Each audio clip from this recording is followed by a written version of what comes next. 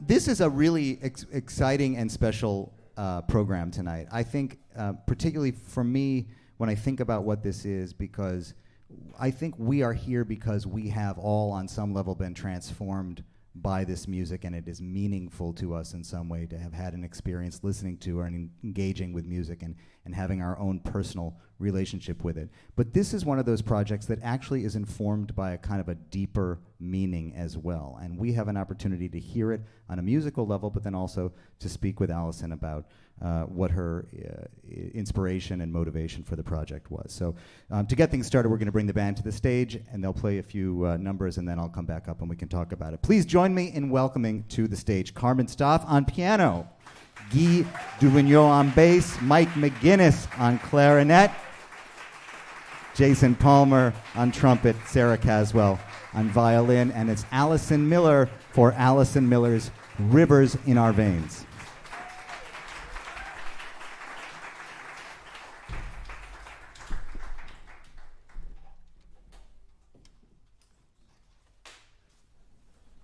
Good evening.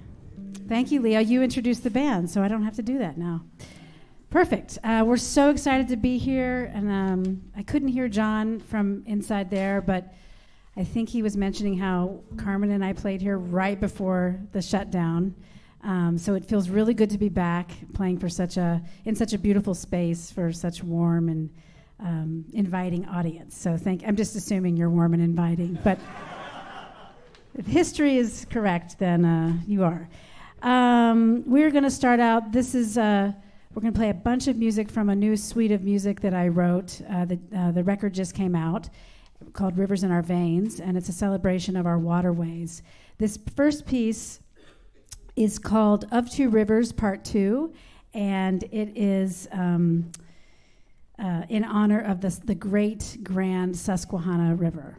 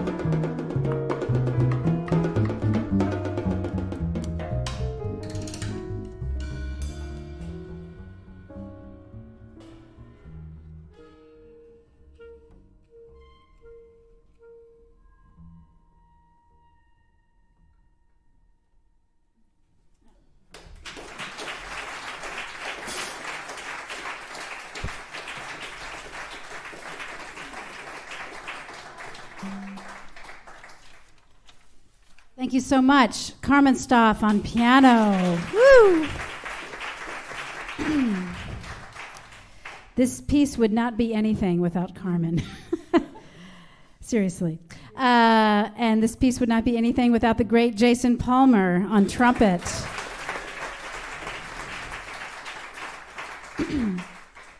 We're going to continue with a couple more of the pieces. This next one is called Hudson. I wonder what it's about. It always feels really good to play this on the Hudson, so we're excited about that. And it's a hat tip to Pete Seeger and Metro North. I'll just leave it there. But Pete Seeger did a lot for the Hudson River and for the nation. With he was one of the first organizers to clean up the Hudson River, and really because of him, the first Riverkeeper organization was created in the late 60s. And then, of course, that led to the Clean Water Act of 1972, which really changed the future of our rivers in this country. So this is a hat tip to Pete Seeger and Metro North, and it is called Hudson. We're then going to segue into Of Two Rivers Part 1, which is another in honor of the Susquehanna River. Okay, enjoy.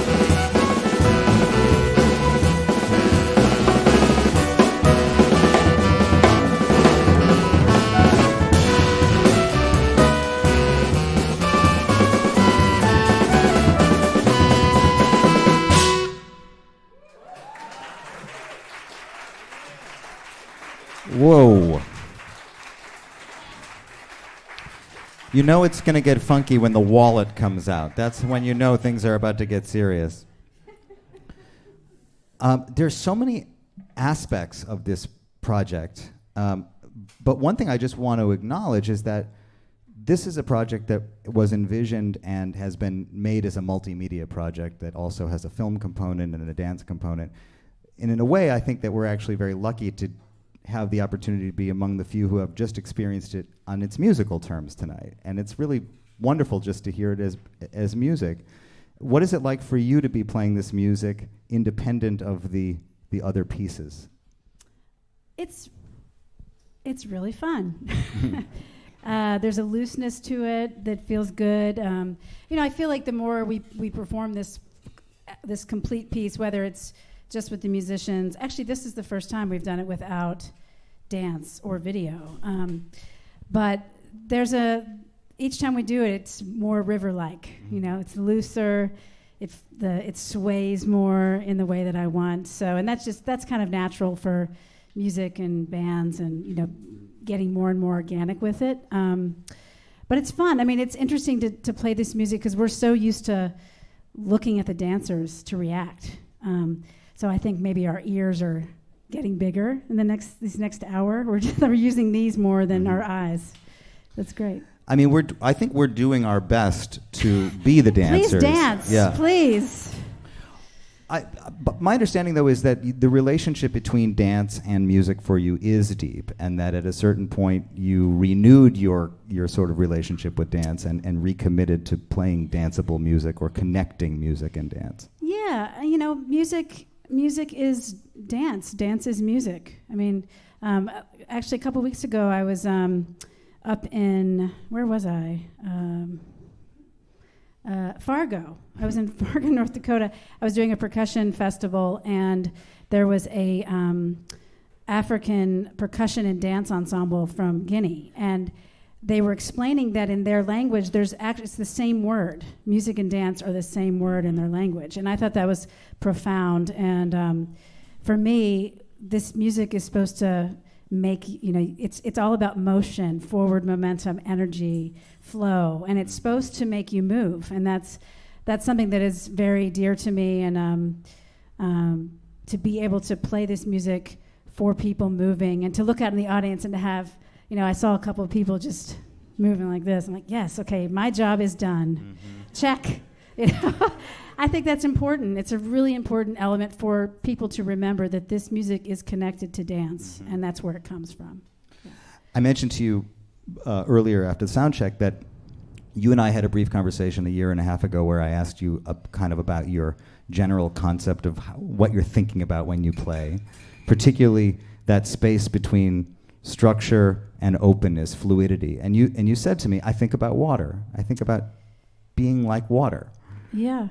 And I felt that way before I started writing this piece. Right. So maybe first you could just expound on that a little bit, or expand on that, and then maybe we can tie it into how it's playing out in this piece. Yeah. Well, as a drummer, I'm a piano player. I'm not a piano player, but I played piano first. That was my first instrument, as well as singing in church. My mom was a choir director, and she would make me and my sisters sing little trios from the time I was probably 3 or 4. And so my first experience was being able to hold long notes or play long notes here. So when I found this instrument, which is the instrument that was calling me the most, as the years went on, I was like, I found myself transcribing, I remember as a kid or teenager transcribing Wayne Shorter's solo on Speak No Evil and trying to play that on the drums instead of transcribing drum solos. And I did that too, but I was really drawn to that feeling of legato, held notes, and I've always been trying to kind of find ways to be able to play longer, more emotive notes on the drums. And I think that's where the water thing comes into play, because I want it to feel loose. I want it to feel like I'm not tied. I'm in the pocket, which is a whole nother discussion, what pocket is, but I'm in the pocket, but I'm also flowing in and out of the pocket while it's still there somewhere on the drum set. So I think that's also happening in these compositions, right? I mean, we've already seen a few moments where sort of feels like the pulse expands for a minute and then it contracts. That's in your writing as well. Absolutely, yeah. One of the things I did when I was doing research for this piece was I went to the riverbanks, and Susquehanna being one of them, and actually the end of this last piece we played, which is for the Susquehanna, there is a section where it feels like we're all kind of in a different time signature, but we aren't. We're all together. But it came from me sitting on that riverbank on the Susquehanna and getting real low to the ground and kind of watching the various flow rates along the river and kind of just being amazed by the beautiful chaos of it. Like, well, how is that all working together? But it does. It works beautifully. It's only us humans that mess it up, you know. But yeah, that's kind of where that comes from. So when you say a piece is dedicated to the Hudson or the Susquehanna or whatever, it's not an arbitrary theoretical thing. You've spent time thinking about these particular rivers. So much time, yeah. Because when I got the it was a grant. This whole thing birthed from a compositional grant that I received, and I was the one that proposed this idea of writing about our nation's waterways, and then I actually got the grant, and then I was like, oh, how do I do that? With the rest of everything else going on in my life, you know, this is the plight of the musician, the jazz musician. And so I just started doing research. I really had no idea where I was going to land, but I would interview folks, riverkeeper organizations. I went to all of those rivers that I focused on and spent time along them. I interviewed scholars about the migration of our cultures along the rivers and all different kinds of things. And I only landed on the specific rivers once I knew kind of the direction of the full suite of music, where that was going. Yeah. And you allowed that research and that experience to then inform what you wrote.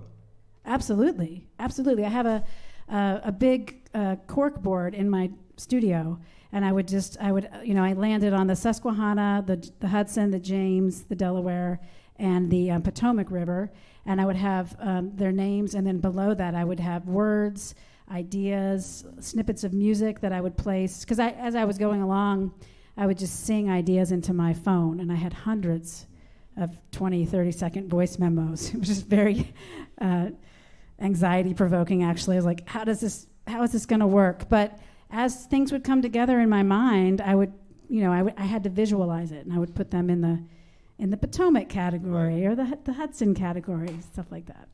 So this is all wonderful insight into the creative process of this project, but I do think that this project for you also speaks to a larger theme in your work, or something that you seem very passionate about, which is playing music and making music as a means to create change, larger change. Yeah, exactly. Yeah, as I get older, I feel like those two things they're not separate for me anymore. I don't,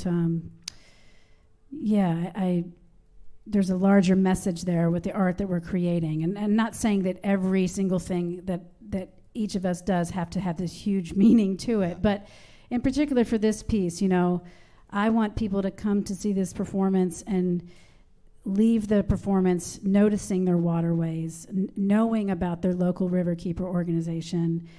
We just performed this piece in Baltimore, maybe not even a month ago, I guess, and we teamed up with the Blue Water Baltimore, which are the harbor keepers in Baltimore, and they're doing incredible work. But we teamed up with them. They spoke before the performance.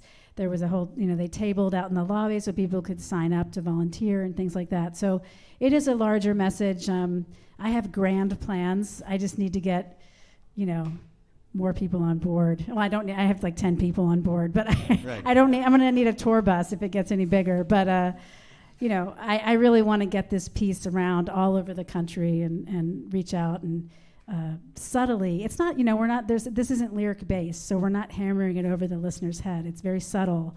And if you see it with the dancers, you feel the motion of nature and the rivers and our watersheds, and you feel the connection to this great country, this great diverse country that we live in, that has so much potential if we would just embrace the diversity.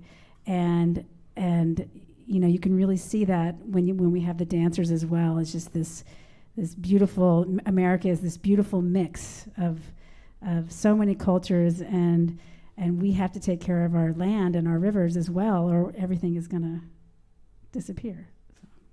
Well, I understand that you have grand plans for this project, but we also have to get through tonight. Oh, yeah. Well, this is part of the Yeah. plan. This is all part of the plan. Yeah. This is wonderful. Well, first things first, then let's hear the rest of the concert. Okay. Thanks, Allison. Great. Thank you, Leo. Oh, okay. Okay, so we're going to continue with a song that I wrote called Blue Wild Indigo. And this is for all of the gorgeous plants that are living in the watershed and helping take care of the rivers by, not to get too scientific here, but taking care of the rivers by filtering out all the toxins that we are putting in the rivers from rainwater. So this is called Blue Wild Indigo, and this is going to feature the amazing Carmen Staaf on piano.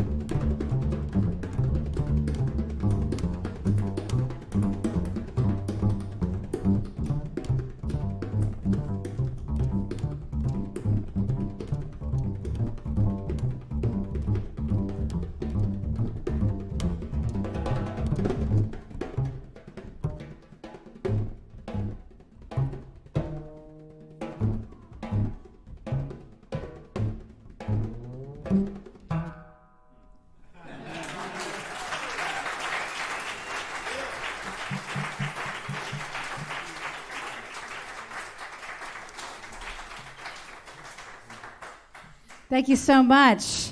Guy Duvignon on bass. Yeah. We have one more for you. I want to introduce these incredible musicians again. I know people just stood up like, okay, we're done. One more.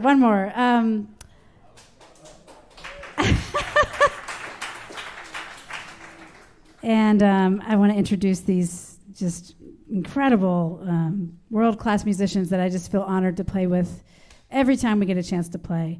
Carmen Staaf on piano.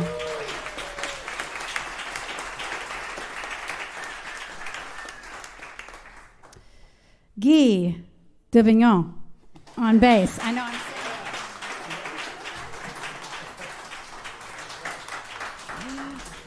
Mike McGinnis on bass clarinet and clarinet.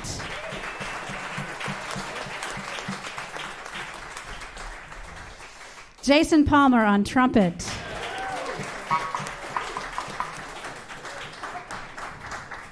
And the one and only Sara Caswell on violin.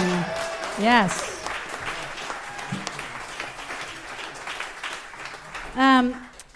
So I have the new record. I press vinyl. I love vinyl. I have vinyl and CD if you're interested. If not, just come say hi to me anyway. But all this music is on this record, and you're just hearing a little bit of a snippet of the whole piece. And we will be performing the full version of the piece next Saturday in Brooklyn at Roulette, which is a wonderful small theater venue with the dance and the video and everything. So if you're not leaving town for Thanksgiving and want to swing by Roulette, it'll be next Saturday, the 25th. We're going to finish with a song that I actually grew up on the Potomac River in Maryland and D.C. That's where I'm from. And this is a piece in honor of the Potomac, but also in my research, I landed on this wonderful kind of one of the very first international civil rights acts that happened in 1939 with the incredible contralto singer Marian Anderson. I'm seeing people go like this, so you know what I'm talking about. But basically, Marian Anderson, premier opera singer, performing all over the world, and she comes home to her country, and she's supposed to sing at Constitution Hall in 1938, and the Daughters of the Revolution banned her from singing at Constitution Hall because she was black. And quickly, Eleanor Roosevelt got involved, and next thing you know, they're broadcasting her performance at the Lincoln Memorial on the Potomac River, and it basically was the largest civil rights broadcast as of the time in 1939. It reached over 180 countries, and it was a very important moment in the history of this country. So this piece is in honor of Marian Anderson and the Potomac River, and it's called Potomac. I'd love to thank all of you all. I'd love to thank WBGO, Yamaha, all of the volunteers, and Aaron and Rob and John and Steve and Bonnie. So many people who have support this music and have supported creative endeavors, and especially my creative endeavors, which I'm very appreciative of over the years. So thank you so much. Thank you to all of you all. Thank you, Leo. And we will take it out with Potomac. Thank you.